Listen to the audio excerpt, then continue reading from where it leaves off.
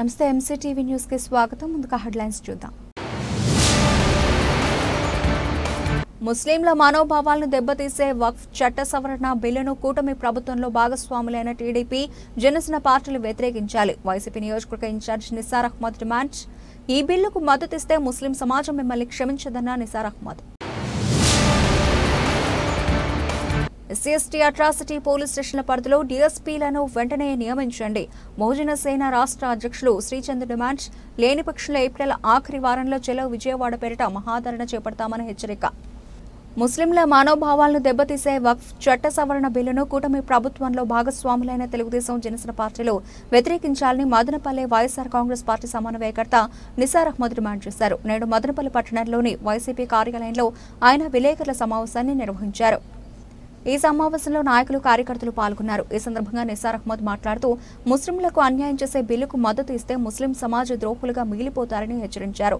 రాష్ట్రంలోని తెలుగుదేశం పార్టీలోని ముస్లిం ప్రజాప్రతినిధులు, నాయకులు వక్ఫ్ బిల్లు పైన వైఖరి స్పష్టం చేయాలని డిమాండ్ చేశారు. మీకు ధైర్యం ఉంటే వక్ఫ్ బోర్డు బిల్లును వ్యతిరేకిస్తూ పదవులకు రాజీనామా చేస్తారా అని ప్రశ్నించారు. మద్దతిచ్చే విషయంలో మీ వైఖరి స్పష్టం చేయాలని డిమాండ్ చేశారు. వక్ఫ్ సవరణ చట్టం 2024 బిల్లును లోక్సభలో ప్రవేశపెడుతున్న సమయంలో కేంద్రంలోని కూటమి ప్రభుత్వంలో భాగస్వామ్యులైన వివిధ పార్టీల నాయకులు పలు రకాలుగా అవాస్తవాలు ప్రచారం చేస్తూ వక్ఫ్ చట్టాన్ని వక్రీకరిస్తున్నారని అన్నారు. వక్ఫ్ బోర్డు గనుక ఒక నిర్ణయం తీసుకుంటే దాన్ని దేశంలోని కోర్టులో సవాల్ చేసేందుకు గాను అవకాశం లేదని టైమ్స్ నౌ సమిట్ 2025లో కేంద్ర హోంశాఖ మంత్రి అమిత్ షా అన్నారని ఇది వాస్తవ విరుద్ధం అని అన్నారు. ప్రవేశపెట్టడం జరిగింది. ఫ్లోర్ మీద వచ్చింది. దాని మీద డిస్కషన్స్ కూడా జరుగుతాం. అందరికంటే బాధాకరమైన విషయం ఏమంటే మన చంద్రబాబు నాయుడు గారు కానీ, మన పవన్ కళ్యాణ్ గారు కానీ వక్ఫ్ బోర్డ్ అమెండ్మెంట్ బిల్లుకు మద్దతు పలికింది. ఇది మేము చాలా వరకు దీనికి నిరసన తెలుపుతున్నాము. యాక్చువల్గా వచ్చిందను ఆ రోజు చంద్రబాబు నాయుడు గారు ఏం చెప్పారు, మేము వచ్చిన ముస్లిం సమాజం కోసం నిలబడతాము, మేము బీజేపీతో మద్దతుగా ఉంటే కూడా ముస్లిం సమాజం పక్కన నిలబడతాము, వాళ్ళకి ఏదైనా ప్రాబ్లమ్స్ వచ్చినప్పుడు వాళ్ళకి తోడుగా ఉంటాము అని ఆయన కూడా, జనసేన పవన్ కళ్యాణ్ గారు కూడా అదేవిధంగా చెప్పారు. కానీ ఈరోజు ముస్లిం సమాజం అంతా చాలా భయాందోళన స్థితిలో ఉండి చాలా వరకు ప్రాబ్లమాటిక్ ఉంది. ఈరోజు మాకు చాలా అవసరమైన వక్ఫ్ బోర్డ్ బిల్ ఉంటే దానికి అగెనిస్ట్గా ఓటేస్తారని చెప్పి మొత్తం సమాజం వెయిట్ చేస్తూ ఉంది. కానీ ఈరోజు జరిగిందేమి, వాళ్ళందరూ దానికి ఇది చేసి ఇప్పుడు దగ్గర డిస్కషన్ జరుగుతూ ఉన్నాయి. ఆ బిల్లు కూడా పాస్ అయ్యే సూచనలు కనిపిస్తూ ఉన్నాయి. ఇది వచ్చింది ఒక బ్లాక్ డేగా మేము పరిగణిస్తాము. ఎందుకంటే ఈరోజు వక్ఫ్ బోర్డ్ అనేది, వక్ఫ్ బోర్డ్ బిల్ అనేది అవి ఆ ప్రాపర్టీస్ అనేటివి మాకు తాత ముత్తాతల నుండి మాకు గిఫ్ట్లో ఇచ్చినటువంటి ప్రాపర్టీస్. దానికి వచ్చిందను ఈరోజు దాంట్లో ఏదో రసుగులు ఉన్నాయని చెప్పి, దాంట్లో ఇది ఉన్నాయని చెప్పి దాన్ని పక్కదోవ పట్టిస్తూ ఉన్నారు. అయితే రాజ్యాంగంలో ఆర్టికల్ 14 కానీ ఆర్టికల్ 25 ప్రకారం ఇది వచ్చిన సమాన హక్కుల చట్టానికి ముస్లింస్కు వ్యతిరేకంగా ఇది చేస్తూ ఉంటే ఒక ఇదే చెప్పి మేము కన్సిడర్ చేస్తాము. ఇప్పుడు ఒక మన దేశం అనేది 4 చక్రాల మీద నడుస్తూ ఉంటే ఒక చక్రం వచ్చిందను 25% ఒక చక్రం వచ్చిందని ముస్లింస్ ఉన్నాము. ఈ ఒక చక్రంలో కూడా కాదని చెప్పేసి ఈ 3 చక్రాలతోనే మేము ముందుకు సాగుతాము, మేము గమ్యం చేరుకుంటాము అనుకోవడం చాలా శుద్ధ తప్పు, అవివేకం.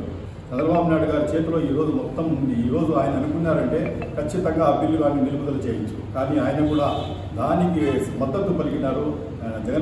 మన పవన్ కళ్యాణ్ గారు కూడా మద్దతు పలికినారు. చాలా బాధపడుతూ ఉన్నాం, మేము చాలా చింతిస్తూ ఉన్నాం. ఈరోజు ముస్లిం సమాజం, మెజార్టీ ఆఫ్ ముస్లిం సమాజం YS Rajasekhara Reddy, YS Jaganmohan Reddy side ఉన్నారు అని చెప్పి మీరు బాధపడతా ఉన్నారు.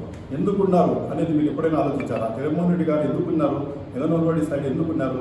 వాళ్ళ నాయన వైఎస్ రాజశేఖర రెడ్డి గారు 4% రిజర్వేషన్ తీసుకుని వచ్చినారు. ముస్లింస్ ఏ క్షణంలో కూడా ఆపదలు ఉంటే నేను ఉన్నానని చెప్పి ఆయన ఆదుకున్నాడు. అన్ని రకాలుగా ఆయన సహాయకారాలు అందించినారు. మీరు ఏది కూడా ఏ రోజు చేసింది ఏమీ లేదు. కానీ ముస్లిం సమాజం మాకు లేరు, వాళ్ళ పట్ల ఉండాలని చెప్పి మీరు చేస్తాను.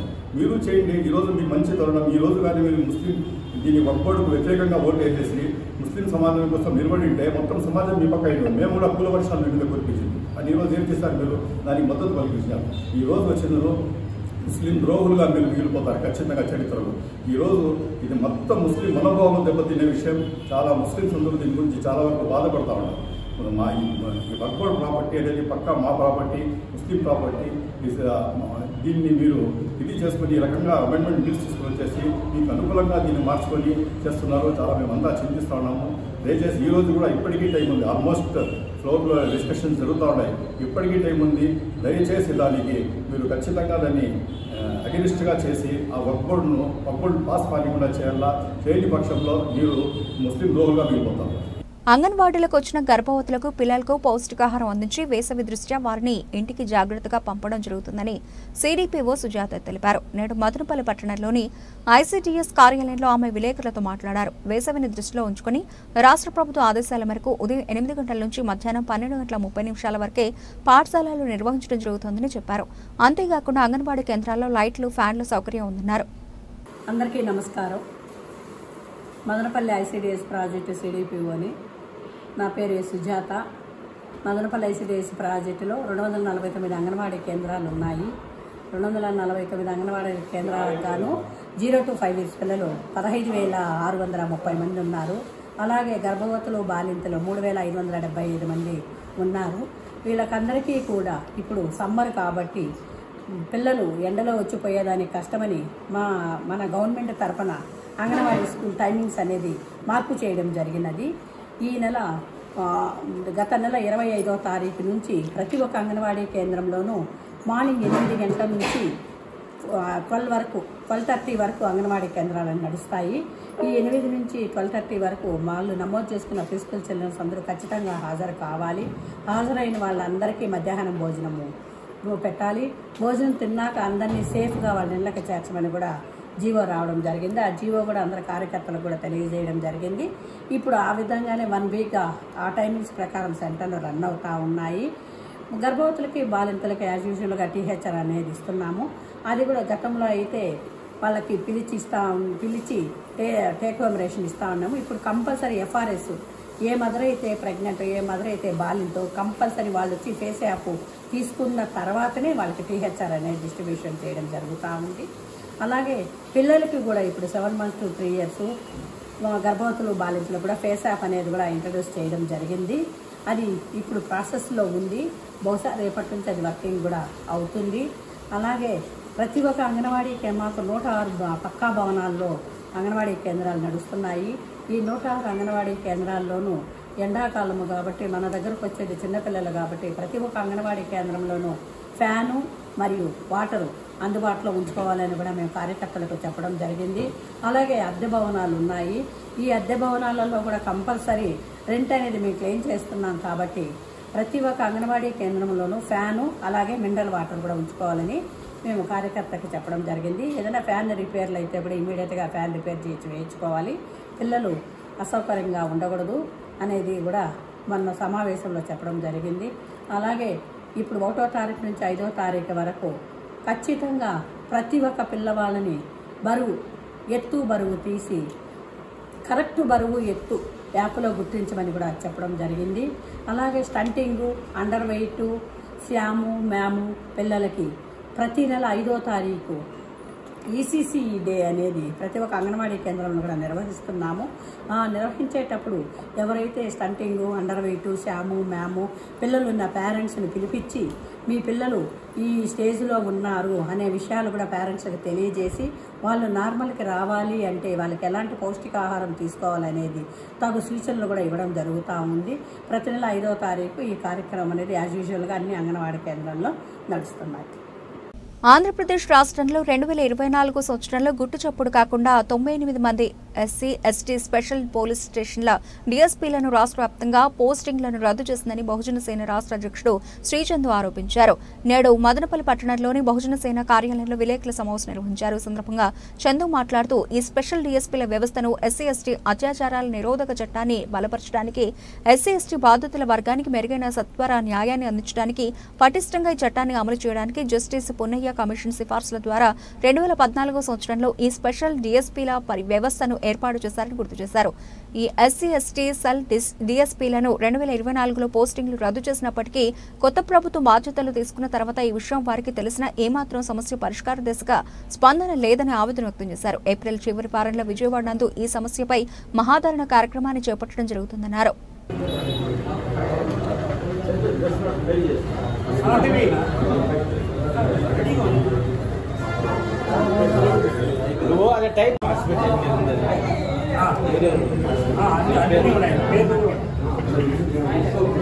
దేశంలో ఎస్సీ ఎస్టీ హక్కుల పరిరక్షణ కోసం ఎన్నో చట్టాలు, ఆ చట్టాలు రావడానికి ఎన్నో త్యాగాలు జరగడం జరిగింది.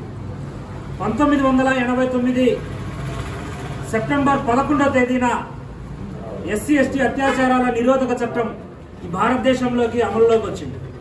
అమల్లోకి వచ్చినటువంటి నేపథ్యంలో ఈ చట్టాన్ని పటిష్టం చేయడానికి, ఈ చట్టం దేశంలో ఆయా రాష్ట్రాలకు స్వయం ప్రతిపత్తి కలిగించి పటిష్టం చేయడానికి భారత రాజ్యాంగం ఆర్టికల్ 338 క్లాస్ 5 ప్రకారం కొంత వెసులుబాటు ఇచ్చింది ఆ రాష్ట్రాలకు.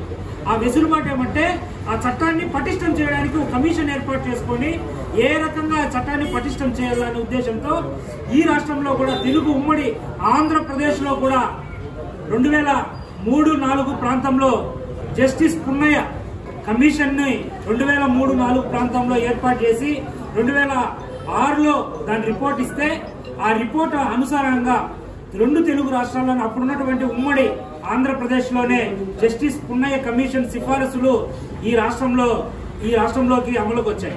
ఆ సిఫారసుల మేరకే సోషల్ వెల్ఫేర్ డిపార్ట్మెంట్ ఈ పుస్తకాన్ని కూడా ప్రచురించి దాదాపుగా 20 జీవోలను కూడా ఈ రాష్ట్రంలో విడుదల చేయడం జరిగింది.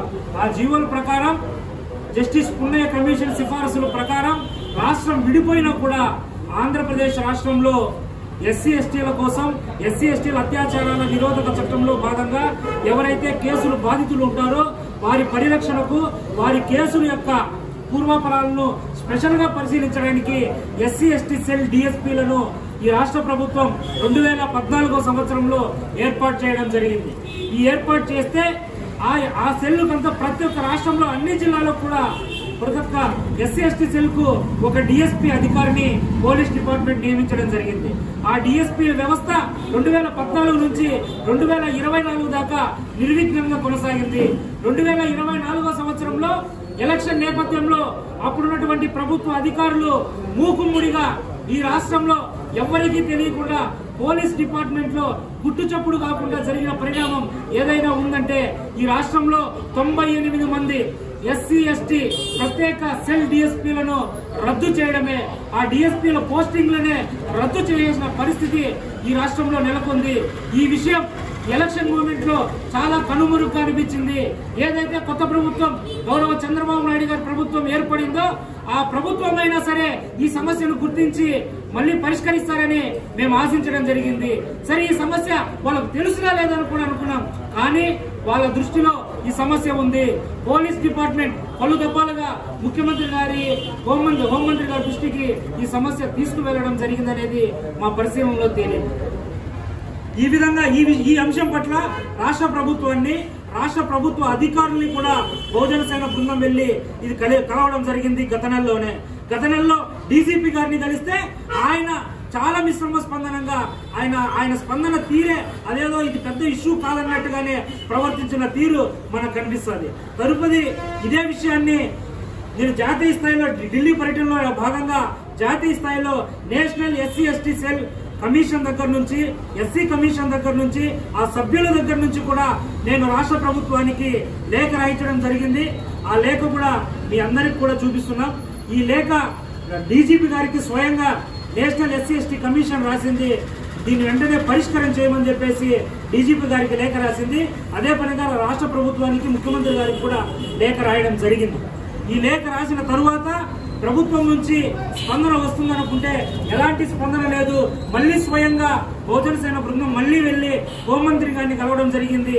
ఈ సమస్యను మేము పరిష్కరిస్తాము అని మాట్లాడడమే కాకుండా మేడం అనిత గారు ఆమె ఈ సమస్యని రాష్ట్రంలో ఏం పెద్దగా ఇంపార్టెంట్ లేనట్టుగా కూడా ఒక సూచన చేయడం జరిగింది. చేస్తామన్నారు కానీ ఇచ్చిన సమయం కూడా దాటిపోతూ వస్తుంది. మేము ఖచ్చితంగా హెచ్చరిస్తున్నాం రాష్ట్ర ప్రభుత్వానికి, ఏప్రిల్ 14వ తేదీ అంబేద్కర్ జయంతి లోపు ఈ ప్రకటనలు చేసి ఏదైతే ఎస్సీ ఎస్టీ సెల్ డిఎస్పీలను త్వరితగతిన ఏర్పాటు చేయాలని చెప్పేసి బహుజన సేనగా మేము డిమాండ్ చేస్తున్నాం. లేని పక్షంలో రాష్ట్రంలో ఉన్నటువంటి ఎస్సీ ఎస్టీ సంఘాలను, ఈ ఇతర ప్రజా సంఘాలను, కలిసి వచ్చే రాజకీయ పార్టీలను అన్ని కూడా మూకుమ్మడిగా ఏకమై రాష్ట్ర రాజధాని నడిబొడ్డున మహాధరణ కార్యక్రమాన్ని ఏప్రిల్ చివరి వారంలోనే మేము నిర్వహిస్తాం. బహుజన సేన కార్యాలయం నందు ఈ రాష్ట్రంలో, ఆంధ్రప్రదేశ్ రాష్ట్రంలో అన్యాయంగా 98 మంది ఎస్సీ ఎస్టీ సెల్ డిఎస్పీలను ఎటువంటి సమాచారం లేకుండా తమ విధుల నుంచి తొలగిస్తూ గత ప్రభుత్వం 2024 సంవత్సరంలో వాళ్ళ ఎలక్షన్ డ్యూటీకి అయితే ఉపయోగించుకొని దాని తర్వాత ఎస్సీ ఎస్టీల పట్ల ఏమాత్రం అంకిత భావం ఉన్నా కూడా వాళ్ళు మళ్ళీ వెంటనే ఆ పోస్టింగ్లు ఇవ్వాల్సింది. వాళ్ళు ఇవ్వకపోవడంతో మళ్ళీ ఇప్పుడు కొత్తగా వచ్చిన ప్రభుత్వంలో మళ్ళీ వాళ్ళు నియమించకపోగా ఈ రాష్ట్రంలో ఎస్సీ ఎస్టీల మీద జరుగుతున్న దాడులను, అన్యాయాలను ఎవరు పట్టించుకోకపోవడం, వాటికి రక్షణ కల్పించిన రక్షక భటులు ఏదైతే ఈ డిఎస్పీ గారు ఉన్నారో వీళ్ళని ఎవరు కనీసం పోస్టింగ్లు ఇవ్వకుండా ఈ రాష్ట్రంలో దళితులపై దాడులు యథేచ్ఛగా జరుగుతున్నాయని మీ అందరికీ తెలియజేస్తున్నాను. మిత్రులారా, మీ అందరికీ ఒకటే విషయం గుర్తు చేస్తున్నాను. ఈ రాష్ట్రంలో ఇప్పటికే ఎవరికి తెలియకుండా జస్టిస్ పున్నయ్య గారి కమిషన్ ని లెక్క చేయకుండా కూడా ఈ ప్రభుత్వం పక్కదో పెట్టింది. మిత్రులారా, మీ అందరికీ తెలియజేస్తున్నది ఒకటే ఒక విషయం. ఈ రోజు మనకి ఎస్సీ ఎస్టీ సెల్ డిఎస్పీలను ఎలా అయితే నిద్రలో తుంగినట్టు ఒకరిని పక్కన తీసినారో ఈ రాష్ట్రంలో ఇలాగే దళితులకు ఇంకొక చట్టం ఉంది. అదే మన SC ST cell special courts. ఇది మనం ఇప్పుడు కానీ నిద్ర మేల్కోకపోతే రాబో రోజుల్లో మనకు ఉన్న కోర్టులు కూడా ఈ రాష్ట్ర ప్రభుత్వాలు తొలగిస్తాయని మీకు అందరికీ ముందుగానే హెచ్చరిస్తున్నాను.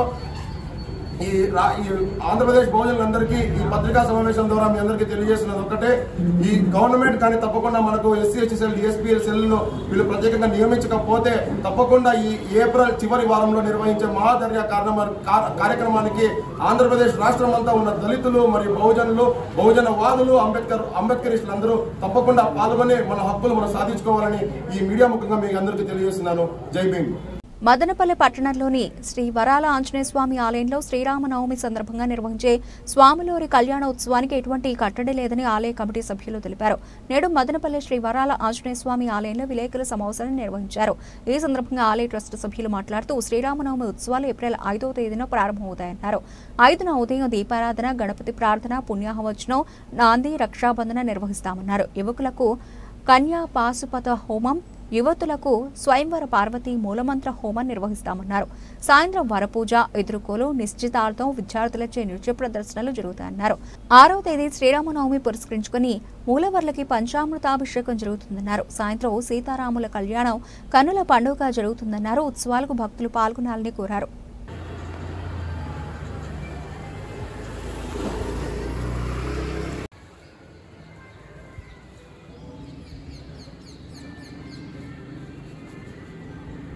మదనపల్లి పుర ప్రజలందరికీ కూడా శ్రీరామనవమి సందర్భంగా ఆలయంలో విశేష కార్యక్రమాలు నిర్వహించడం జరుగుతుంది.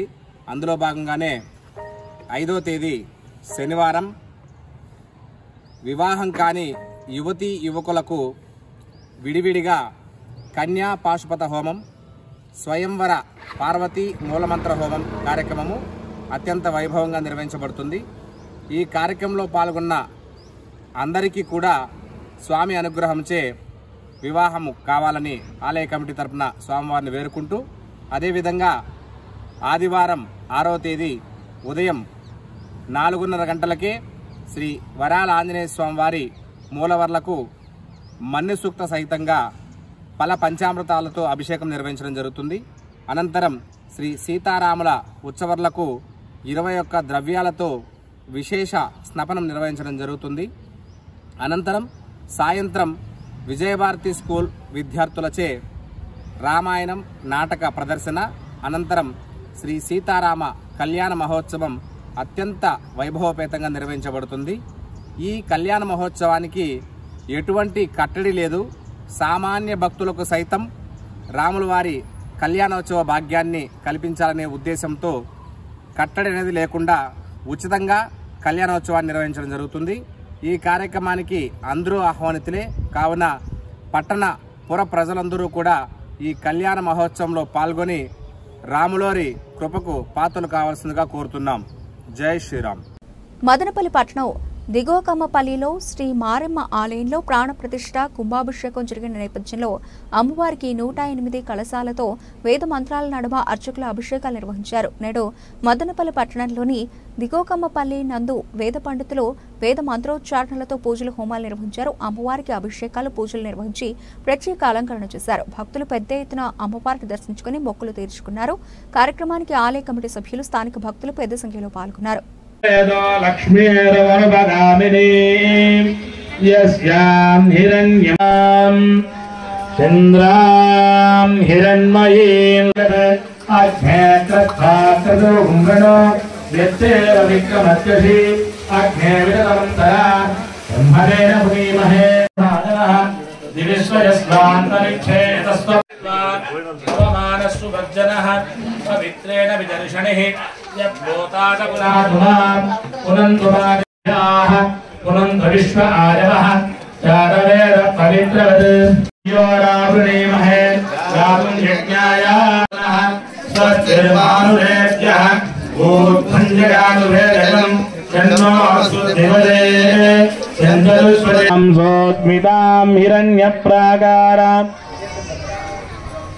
రత్నవర్ణాం త్వామిహో బహ్వజే సృజం చంద్రాంతీం సృజన్ లోకే దేవదుష్టాముదారాం తాం పద్మనేమీం శరణమహం ప్రపద్యే లక్ష్మీకీర్తిశ్చ మణినాథః ప్రాదుర్భూతోऽస్మి రాష్ట్రేऽస్మిన్ కీర్తిరిద్ధిం దదాతు మే లక్ష్మీర్నాథజామ్యహం అబోధమదవర్ధ్యం చ సర్వాన్వామిహోమవజే సృజం మనసః కామమాగోదిం వాదः సత్య కర్ధరేణ ప్రజాభూతామయుతం భవగద్ధవాన్ సుయోగాపజవే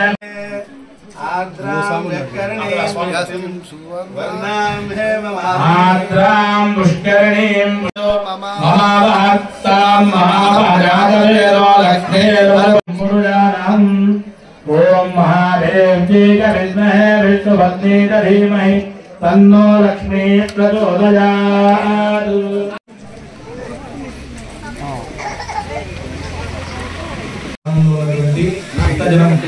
ఈరోజు విశేషమైనటువంటి మన దిగోకమ్మపల్లి గ్రామంలో ఏం చేసుకున్న మారేమ్మ దేవస్థానంలో నూతన ఆలయ నిర్మాణ మహోత్సవంలో భాగంగా మండలాభిషేక మహోత్సవం జరుగుతున్నది. ఈ మండలాభిషేక మహోత్సవంలో అమ్మవారికి ఇవాళ పంచామృత స్థాపన సుగంధ ద్రవ్యాలతో అమ్మవారికి విశేషమైన 108 కలశాలు అంటే అష్టోత్తర శత కలశ స్థాపనని ఇప్పుడు నిర్వహిస్తూ ఉన్నాం. ఈరోజు ఈ దిగోకమ్మపల్లి గ్రామంలో వేయించేసి ఉన్న మారేమ్మ దేవస్థానంలో గత 3 మాసాల క్రితం అమ్మవారి విశేషమైనటువంటి కళ అపకర్షణ, తర్వాత 40 రోజుల ముందు అమ్మవారికి విశేష నవీకరణ కుంభాభిషేక మహోత్సవం, అదేవిధంగా 47 రోజులైన తర్వాత మండలాభిషేకంగా అమ్మవారికి అష్టోత్తర శతకలశ పూజనం చేస్తూ ఈరోజు గ్రామ ప్రజలందరూ కూడా ఈ విశేషమైన అమ్మవారి పంచామృత స్థాపనకి అందరూ కూడా వచ్చి అమ్మవారి యొక్క కృపకు పాత్రలయ్యారు. అదేవిధంగా ఈ మహోత్సవానికి ప్రత్యేక విశేషం ఏమంటే అమ్మవారికి ఎక్కడా కూడా పంచామృతాలతో అభిషేకం సహజంగా చేయడం ధర్మబద్ధం చేస్తూ ఉంటారు. కానీ ఈ గ్రామ ప్రజలంతా పూర్వజన్మ స్ఫూర్తంగా భావిస్తూ 108 కలశాలతో విశేషమైన గంగా, సరస్వతి, కావేరి, నర్మదా ఇత్యాది గంగా తీర్థాలన్నీ కూడా జలమయంతో అమ్మవారికి జలస్నాన కార్యక్రమాన్ని చేస్తూ ఉన్నాం. కలశ స్థాపన కార్యక్రమంలో భాగంగా ఈరోజు అందరూ కూడా ఆ మహోత్సవంలో పాల్గొని విశేషమైన అశేషమైన భక్తజనం విశేషంగా పాల్గొని అమ్మవారి అనుగ్రహానికి పాత్రులయ్యారు. అదేవిధంగా ఇంకా మరికొద్దిసేపట్లో అందరూ కూడా వారి వారి చేతులతో అమ్మవారి యొక్క అభిషేకానికి ఆ కలశాలు తెచ్చి అమ్మవారికి ఇచ్చి వాళ్ళ పూర్వజన్మ, ఈ జన్మ, ఇహ జన్మకి అత్యంత విశేషమైన ఫలదాయకాన్ని, అమ్మవారి యొక్క అనుగ్రహాన్ని, పూర్వపుణ్యాన్ని ఉంటే కానీ ఈ వరం అందరికీ సౌలభ్యం కాదు. కావున వాళ్ళంతా ఎంతో ధన్యులుగా అమ్మవారి యొక్క అనుగ్రహంతో రారాజమానంగా ఈ యొక్క గ్రామంలో విరాజమానంగా అమ్మవారి అనుగ్రహంతో ఉంటారని భావిస్తూ అమ్మవారిని అనుగ్రహాన్ని అందరూ కలగాలని కోరుతూ ఈ యొక్క మహోత్సవాన్ని అత్యంత వైభవంగా నిర్వహించినటువంటి గ్రామ ప్రజలందరూ కూడా అమ్మవారి యొక్క ఆశీస్సులు అందాలని కోరుతూ ఓం నమో వెంకటేశాయ, జై మారియమ్మ దేవతాయి, పద్మమాత్రి, పద్మశ్రీ, పద్మోద్భవాయి అంటారు అమ్మవారు. అదే విధంగా అమ్మవారు ఈరోజు 108 కమలాలతో విశేషమైన ఆరాధన జరిగింది. అమ్మవారికి ఈ విశేషమైన ఆరాధన కూడా అత్యంత విశేషమైన ఫలాన్ని అందజేస్తుంది. జంగారెడ్డిగూడ నుంచి శ్రీరామ ఆధ్యాత్మిక సేవా సమితి ఆధ్వర్యంలో భద్రాచలానికి భక్తులు పాదయాత్రగా బయలుదేరారు. శ్రీరామనవమికి గోటి తలంబ్రాలను స్వామివారికి సమర్పించేందుకు గత 24 సంవత్సరాలుగా శ్రీరామ ఆధ్యాత్మిక సేవా సమితి ఆధ్వర్యంలో వేలాది మంది భక్తులు పాదయాత్రగా భద్రాద్రి రాములవారి క్షేత్రానికి చేరుకుంటున్నారు. దీనిలో భాగంగా బుధవారం ఉదయం ఈ మహాపాదయాత్రను పట్టణంలోని బుటాయిగూడ రోడ్లో ఉన్న కోదండ రామాలయం వద్ద తపన ఫౌండేషన్ వ్యవస్థాపకులు గారపాటి సీతారామాంజనేయ చౌదరి, ప్రముఖ వ్యాపారవేత్త చామర్తి శ్రీరాములు ప్రారంభించారు. ఈ సందర్భంగా గారపాటి సీతారామాంజనేయ చౌదరి మాట్లాడుతూ గత 24 సంవత్సరాలుగా శ్రీరామనవమికి గోటితో వలిచిన తలంబ్రాలను తీసుకుని పాదయాత్రగా భద్రాచలం వెళ్లడం ఎంతో అభినందించదగ్గ విషయమన్నారు.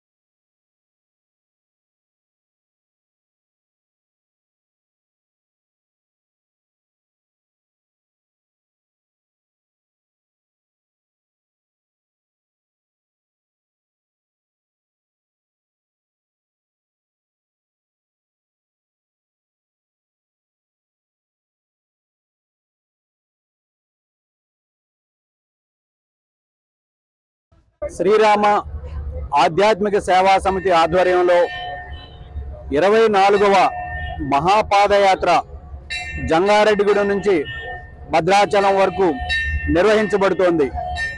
ఈ మహాపాదయాత్రలో అనేక వేల మంది భక్తి శ్రద్ధలతో గోటితో ఒలిచిన తలంబ్రాలు జంగారెడ్డిగూడ నుంచి భద్రాచలం వరకు తీసుకువెళ్ళబోతున్నారు.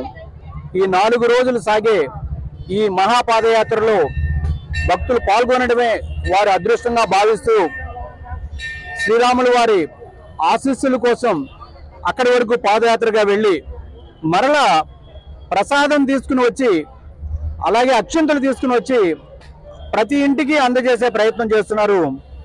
ఈ ప్రయత్నం గత 24 సంవత్సరాలుగా జరుగుతోంది. మన అందరం కొనియాడవలసిన సందర్భం ఇది. అదేవిధంగా హిందూ సమాజం మీద అనేక చోట్ల అనేక విధాలుగా జరుగుతున్న దాడులను మనం దృష్టిలో పెట్టుకుని హిందువులందరూ కులాలకి, వర్గాలకి, పార్టీలకి అతీతంగా అందరూ కూడా సంఘటితంగా ఉండాలి. హిందువులందరూ బంధువులే. మన ధర్మంలో మనం బాగుండాలి, అందరూ బాగుండాలి, వారిలో మనం ఉండాలి అనుకునే భావన మనది.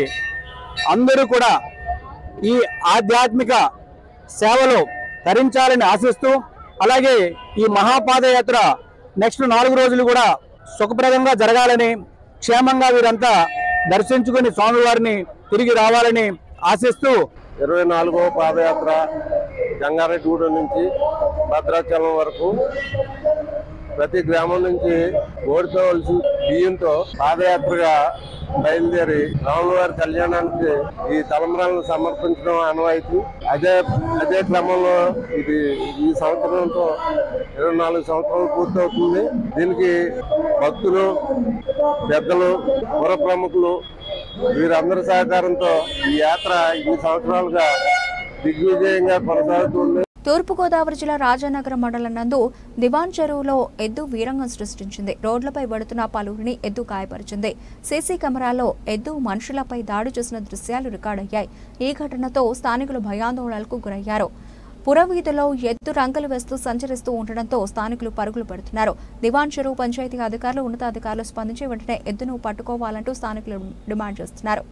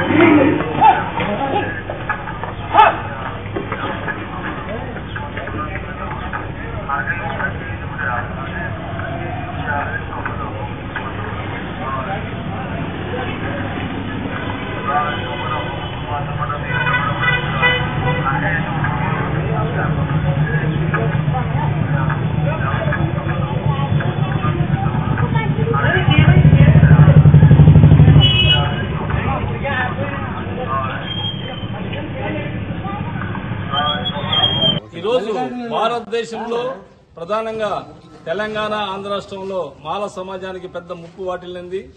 అది మోడీ వల్ల అయితేనేమి, చంద్రబాబు వల్ల అయితేనేమి, పవన్ కళ్యాణ్ అయితేనేమి, లోకేష్ వల్ల అయితే ముప్పు వాటిల్లింది. ఈ ముప్పుకు వ్యతిరేకంగా మాలలు రాజ్యాంగం అనే ఖడ్గాన్ని పట్టుకొని పోరాటం చేయాల్సిన ఆవశ్యకత ఉంది. మనకి ఏబిసిడి వర్గీకరణ చేయాలని చెప్పి ఆగస్టు 1న వస్తే అదే రోజు మరి రేవంత్ రెడ్డి నేను చేస్తానన్నాడు. చంద్రబాబు నాయుడు అయితే జిల్లాల వారే చేస్తానన్నాడు. అసలు 551 పేజీల్లో ఏముంది వర్గీకరణ విషయంగా? ఎక్కడ అది not a judgement, it is advice. Supreme court advice ఇచ్చింది. 400 చోట్ల స్పష్టంగా చెప్పింది 341 ఆర్టికల్ మేము వయలేషన్ చేయలేము.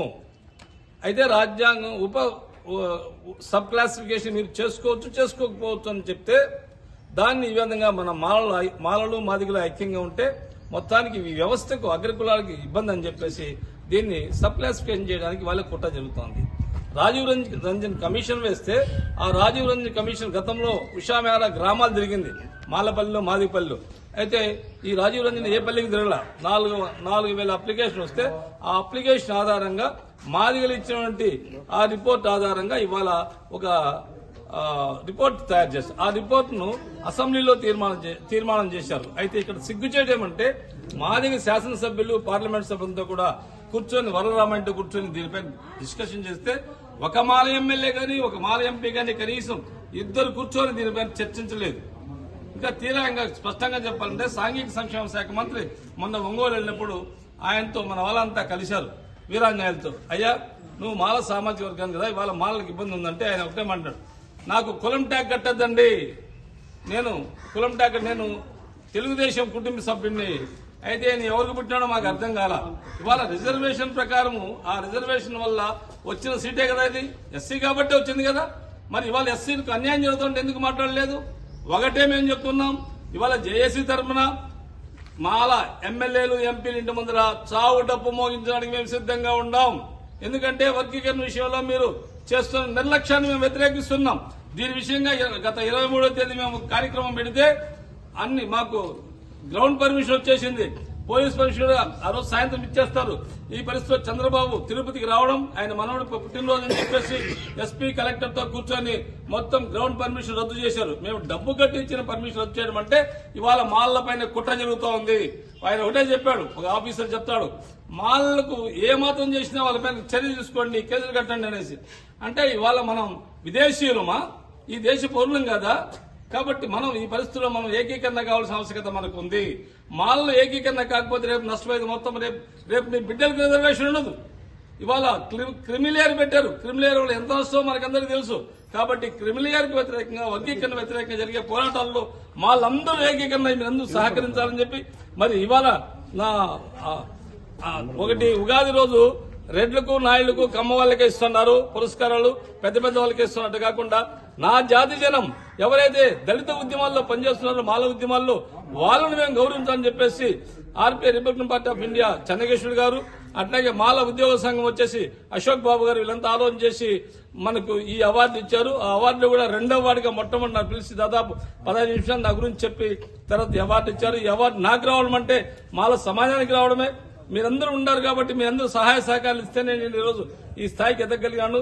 కాబట్టి ఈ అవార్డు మీ అందరిది. మనందరం కలిసి భవిష్యత్తులో ఉద్యమాలు చేద్దాం, ఈ జాతిని బతికించుకుందాం. జై భీమ్, జై మాల. బులెటిన్ ముగించే ముందు హెడ్లైన్స్ మరోసారి. ముస్లింల మనోభావాలను దెబ్బతీసే వక్ఫ్ చట్ట సవరణ బిల్లును కూటమి ప్రభుత్వంలో భాగస్వాములైన టీడీపీ, జనసేన పార్టీలు వ్యతిరేకించాలి. వైసీపీ నియోజకవర్గ ఇన్ఛార్జ్ నిసార్ అహ్మద్ డిమాండ్. ఈ బిల్లుకు మద్దతిస్తే ముస్లిం సమాజం మిమ్మల్ని క్షమించదన్న Nisar Ahmed. SC ST atrocity police స్టేషన్ల పరిధిలో డీఎస్పీలను వెంటనే నియమించండి. బహుజన సేన రాష్ట్ర అధ్యక్షులు శ్రీచంద్ డిమాండ్. లేని పక్షంలో ఏప్రిల్ ఆఖరి వారంలో చెలో విజయవాడ పేరిట మహాధరణ చేపడతామని హెచ్చరిక. ఇవి ఇప్పటివరకు బులెటిన్ అప్డేట్స్. మరిన్ని అప్డేట్స్తో మళ్ళీ కలుద్దాం. అంతవరకు సెలవు. నమస్తే.